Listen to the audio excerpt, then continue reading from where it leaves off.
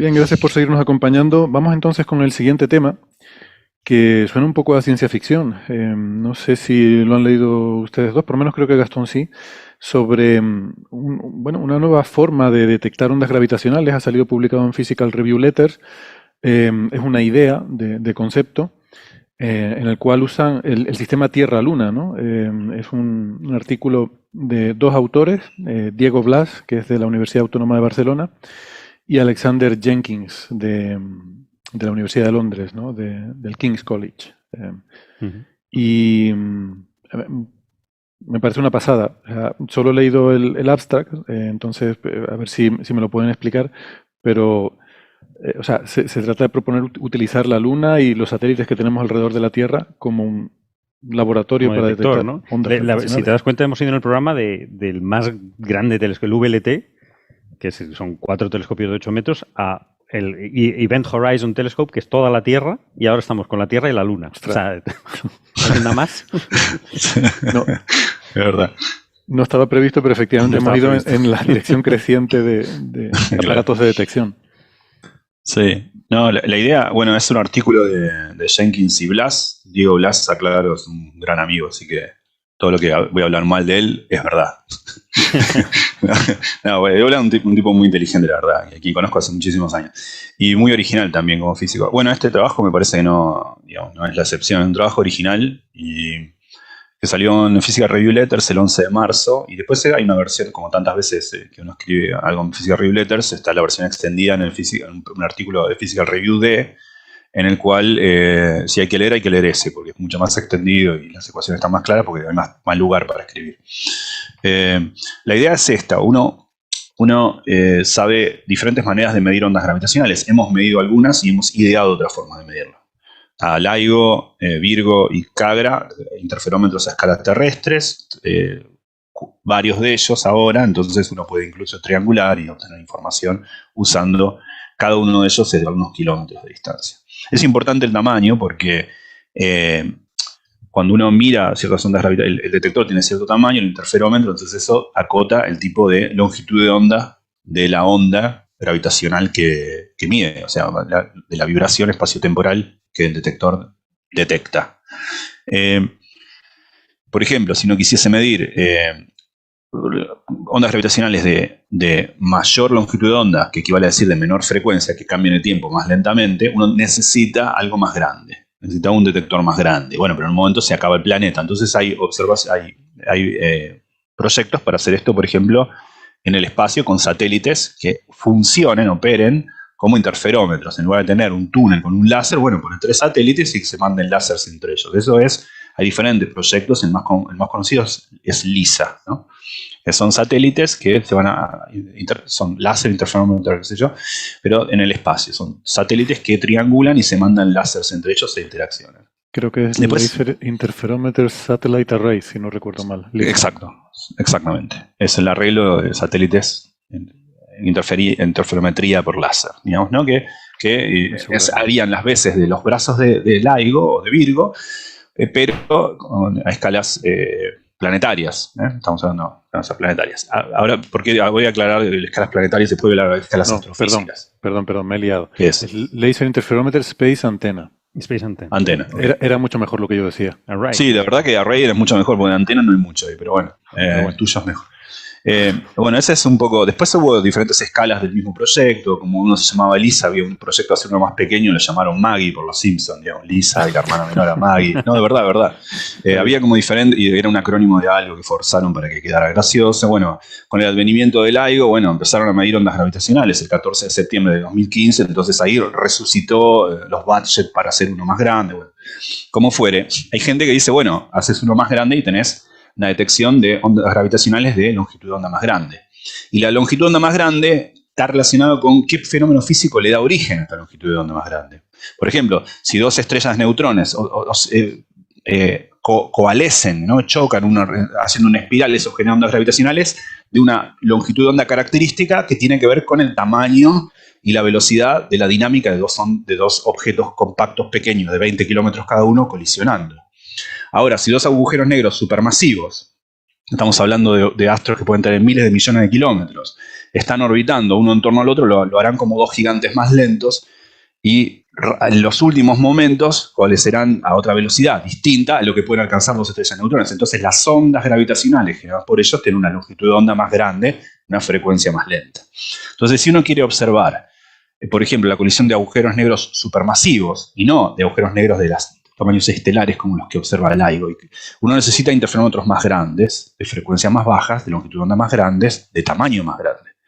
Entonces, en el otro extremo, no a escala planetaria como LISA o como LIGO y Virgo, sino a longitudes de onda muy grandes, están la posibilidad de usar a escalas ya, digamos, galácticas. Podemos usar diferentes pulsars y medir qué son los pulsars. Los pulsars son estrellas de neutrones que por cuestiones contingentes cada tanto no se enfocan en radiación, a veces a milisegundos.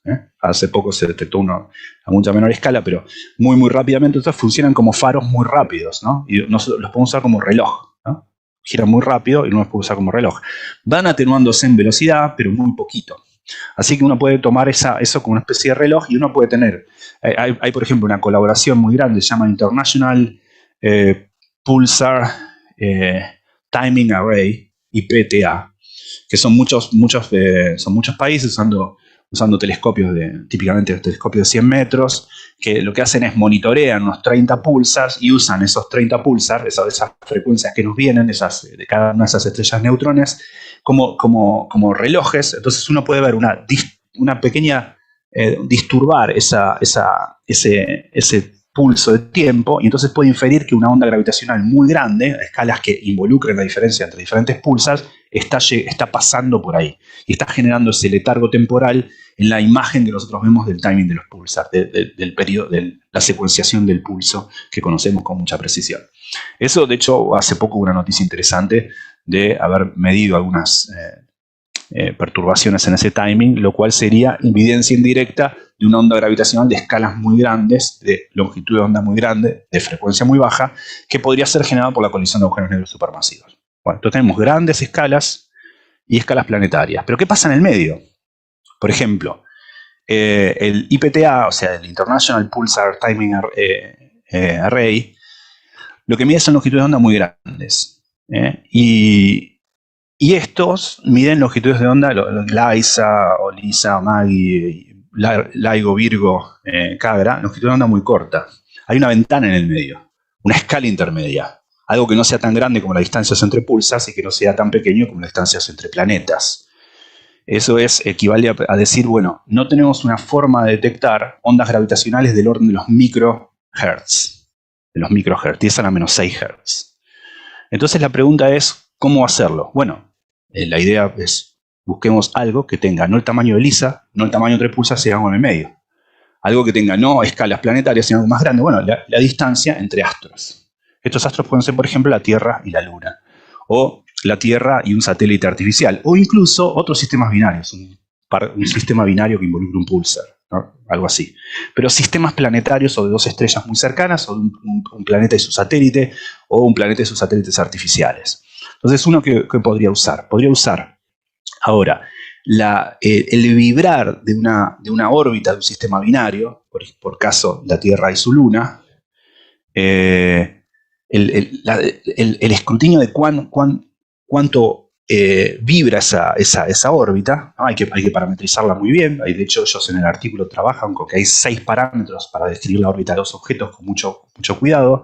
Entonces uno lo que podría ver es si hay variaciones de esa órbita que pudiesen ser interpretados como el pasaje de una onda gravitacional que, imagínense, ¿no? Un astro está girando en torno al otro en el espacio-tiempo, y de repente ese espacio-tiempo tiembla como una especie de alfombra donde estas dos bolitas están dando vueltas, y entonces se ve perturbada esa órbita un poquito.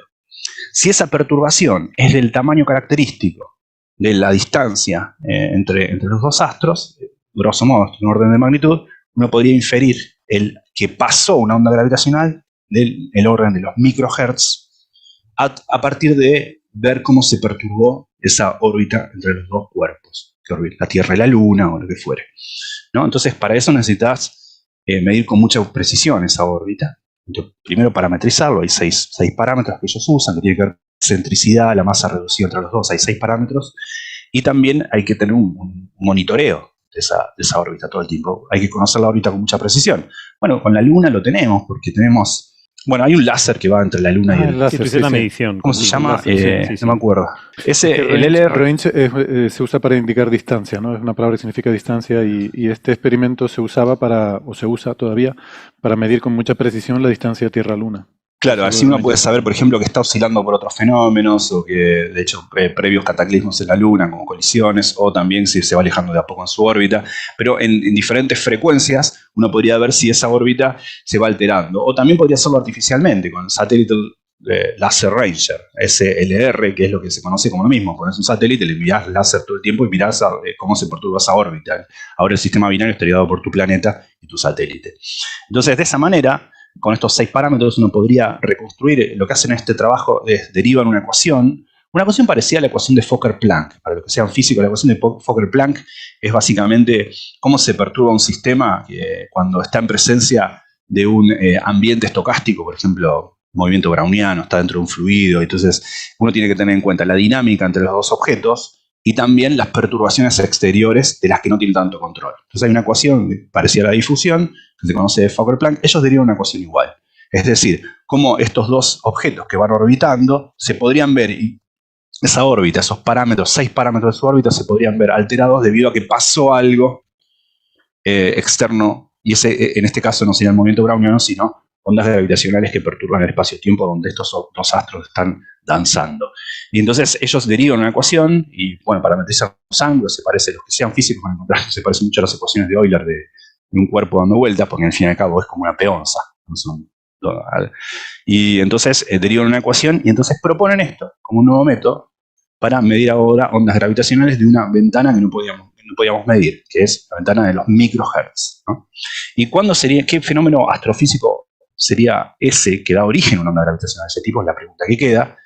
Y entonces es cierto, al principio los agujeros negros supermasivos, por ejemplo, cuando dos galaxias grandes chocan y los agujeros empiezan a acercarse y luego empiezan a avanzar uno en torno al otro, al principio generan ondas gravitacionales de muy, muy baja frecuencia que podríamos detectar mirando los pulsars. Pero en los estadios finales, las ondas, cuando los dos agujeros negros supermasivos están muy cerca, los estadios finales de esa colisión sí serían de una frecuencia baja, pero no tan baja, y llegarían al rango de los microhertz. Entonces podríamos, mirando cómo se aleja, cómo oscila la Luna y nosotros en nuestra órbita, poder inferir, si lo hacemos con mucho cuidado y parametrizamos con estos 6 parámetros, según ellos, inferir que pasó una onda gravitacional del microhertz que probablemente se debe a fenómenos tales como la colisión de dos agujeros negros en su estadio final. Supermasivos, ¿no? Bien, bien. Pues bueno, una idea muy curiosa, no sé cuánto de realizable en la actualidad, pero seguro que... Porque hay que quitar los otros efectos. O sea, si choca un pequeño meteorito con la Luna, ya habría que saber que es debido a eso, ¿no? Claro. Sí, supongo que el análisis del ruido debe ser algo bastante sutil. Pero te digo una cosa, yo decía eso del LIGO. Cuando, sí, que no iba a funcionar. Cuando empezamos haciendo Coffee Break, yo me acuerdo, entre mis predicciones gloriosas, decía que eso del LIGO no iba a funcionar, porque cualquier cosa... No hay nada peor que pensar que el LIGO tiene una cafetería donde los científicos están ahí, están todo el día golpeando la mesa y tomando cafecito. Y eso, sí, los espejos. Pero si pasa una hormiga caminando por ahí, ya te genera una señal. Claro, si se ha podido con eso, ya lo demás. Yo ya me lo creo todo. Está más aislado, todo. está en el espacio, sí. Ya me lo creo todo, I'm a believer. Bueno, ¿algo más sobre esto?